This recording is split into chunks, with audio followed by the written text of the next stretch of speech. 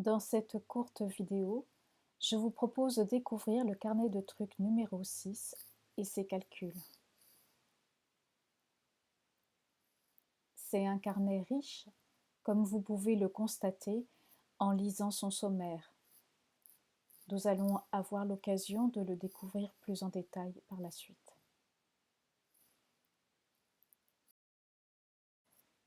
Je vous propose de découvrir le truc numéro 51. Son principe est très simple. Il s'agit d'utiliser la fonction de calcul mode. La fonction de calcul mode permet d'extraire le résultat, le restant d'une division. Par exemple, ici, j'ai le nombre 25 qui est divisé par 3 et le reste, c'est 1. La formule de calcul est très simple. Nous retrouvons ici la fonction mode avec la rubrique nombre que nous avions ici et la rubrique diviseur que nous avons ici. L'ensemble de cette fonction est encadré par une autre fonction de calcul qui est la fonction entier. Alors pourquoi? Parce que certains résultats peuvent contenir des décimales et on souhaite avoir un nombre entier comme résultat du calcul. C'est la raison pour laquelle nous l'avons encadré de la fonction entier. Alors dans le carnet de trucs, on propose un exemple d'utilisation de cette fonction mode. On peut en trouver d'autres. C'est de calculer la parité des enregistrements actifs de votre fichier. Donc ici, je suis sur l'enregistrement numéro 3. L'enregistrement numéro 3 est un nombre impair et donc le résultat du calcul m'affiche bien qu'il s'agit d'un enregistrement impair. Si je vais sur l'enregistrement numéro 2, il me trouve effectivement un enregistrement pair. Et sur l'enregistrement numéro 1, un enregistrement impair, et ainsi de suite. La formule du calcul est indiquée ici. Vous voyez qu'elle utilise deux autres fonctions. La fonction K qui permet de gérer des situations différentes, et notre fonction mode, et puis la fonction obtenir numéro enregistrement qui est une fonction d'obtention et qui se base sur la numérotation des enregistrements tels que le calcule FileMaker lui-même. Mais qu'en est-il des 9 autres trucs? Tous les 9, ils ont été traités comme le truc numéro 51, que ce soit dans le carnet de trucs lui-même que dans le fichier qui l'accompagne. Mais voyons cela tout de suite. Le truc numéro 52 s'intéresse aux arrondis, et pour ne rien vous cacher, j'ai pour ma part beaucoup appris sur les arrondis grâce à ce truc rédigé par Michel Lansart, le fondateur du blog astucieuxfilemaker.com. J'ai appris notamment que la saisie d'une valeur positive et celle d'une valeur négative ne produisaient pas le même effet. Dans le truc numéro 53, on joue au magicien. En effet, on transforme une rubrique qui présente des valeurs à l'aide de cases à cocher. Cette rubrique peut donc autant avoir de valeurs que de cases à cocher, ici dans notre exemple de 0 à 3. Mais il peut être parfois nécessaire de récupérer ces valeurs en les présentant dans une simple liste de texte. Et c'est ici que notre astuce intervient. Je ne vous en dis pas plus. Dans le truc numéro 54, nous poursuivons sur le sujet des listes de valeurs. Cette fois-ci en cherchant à récupérer les valeurs d'une liste de valeurs d'un fichier, indépendamment des rubriques qu'il utilise. On veut ici ne récupérer que les valeurs utilisées d'une liste de valeurs dans une rubrique. Par exemple, si dans mon fichier on n'utilise que les valeurs visiteurs et membres, mon calcul doit me renvoyer uniquement visiteurs et membres et non visiteurs, membres et abonnés. Alors, nous terminons en beauté les trucs concernant les listes de valeurs en sortant un peu du contexte strictement FileMakerien.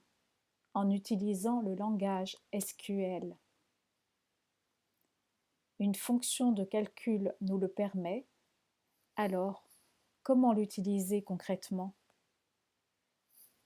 Vous le découvrirez en lisant le truc numéro 55.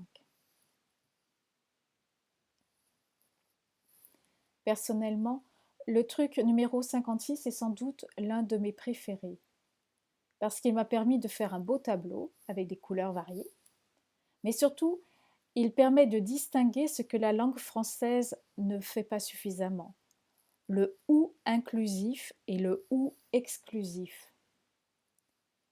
Car cette subtilité du langage a une incidence dans les calculs. Et FileMaker, grâce aux opérateurs OR et XOR, permet d'en tenir compte. Nous avions consacré toute une fiche astuce, la fiche astuce numéro 31, aux fonctions personnalisées. Les fonctions personnalisées sont comme des enregistrements de formules de calcul que vous utilisez fréquemment et que vous conservez alors pour pouvoir les réutiliser facilement. Elles permettent également de conserver des fonctions de calcul, des formules de calcul particulièrement compliquées à rédiger et donc qu'il est appréciable de conserver et de réutiliser par la suite. Le truc numéro 57 vous propose d'en importer, car la communauté des développeurs de FileMaker en propose beaucoup. Attention cependant, ces fonctions sont le plus souvent rédigées en anglais. Ce n'est pas un problème pour FileMaker, elles fonctionnent parfaitement même lorsque vous avez choisi de travailler avec FileMaker en français. Mais si vous n'êtes pas familier de l'anglais, vous aurez peut-être de la peine à comprendre ce qu'elles sont censées réaliser. Par ailleurs, pour importer des fonctions personnalisées, il faut posséder la version Advanced de FileMaker.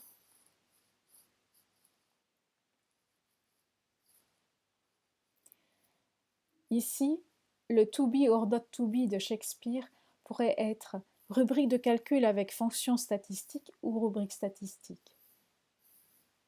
Le résultat ne nous aide pas vraiment, puisque comme vous pouvez le constater, il est le même dans notre exemple.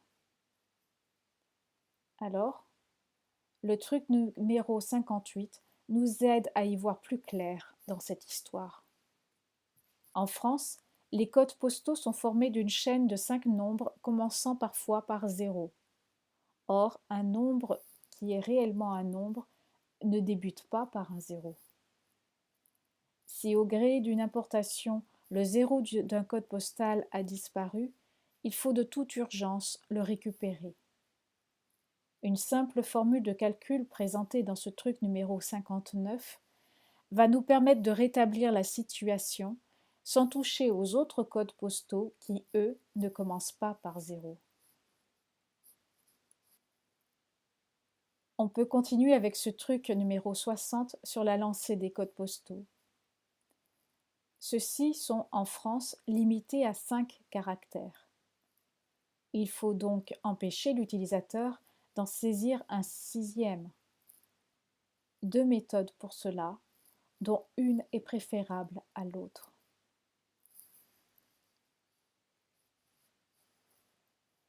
J'ai fait le tour des trucs proposés dans le carnet de trucs numéro 6. Si vous voulez le retrouver, lui et tous les autres tutoriels FileMaker, alors rendez-vous sur la librairie en ligne FileMaker www.librairie-filemaker.com/boutique.